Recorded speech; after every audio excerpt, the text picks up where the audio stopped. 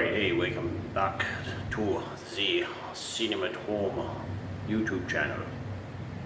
Don't know where that little accent came from, but anyhow, there it is. I'm out here in Olathe, actually on the very west side of Olathe, near Cedar Creek. This is actually a really nice home that I had the honor of taking the system over about 5 or 6 years ago from a previous owner, where we did automated lighting. Back over here we've got automated shades.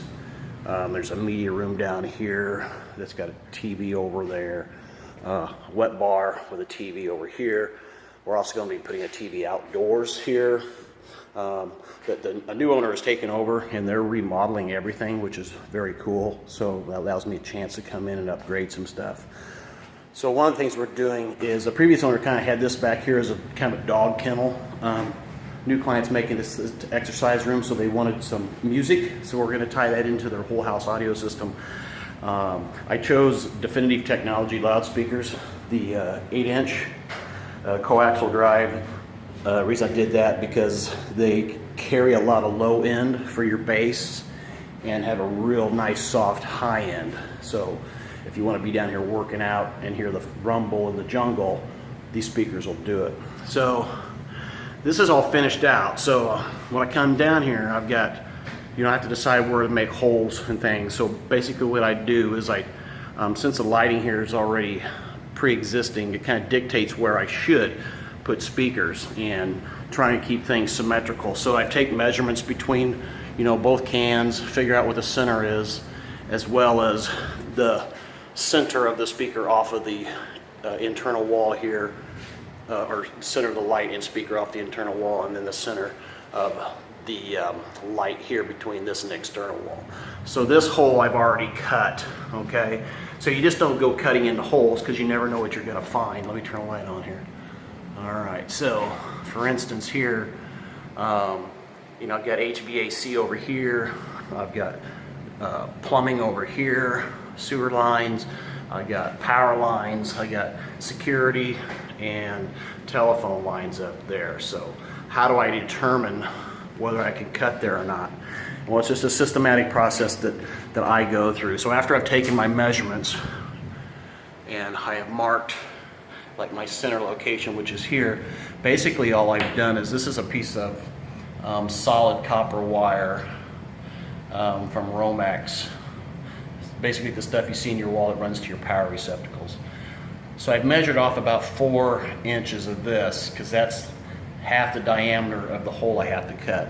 So with my stud finder, I've already marked, I think we have a stud right along in here and one way over here.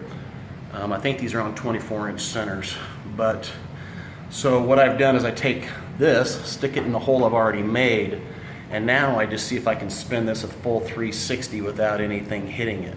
Okay, so I'm going to go right here and there. So I just made a whole 360 with that wire, so I know that there's probably no obstruction. But what I will do, now that I think I'm clear, I'll probably go ahead and I'll go out and draw up my circle with my template right here. Okay, I'll draw that template in there.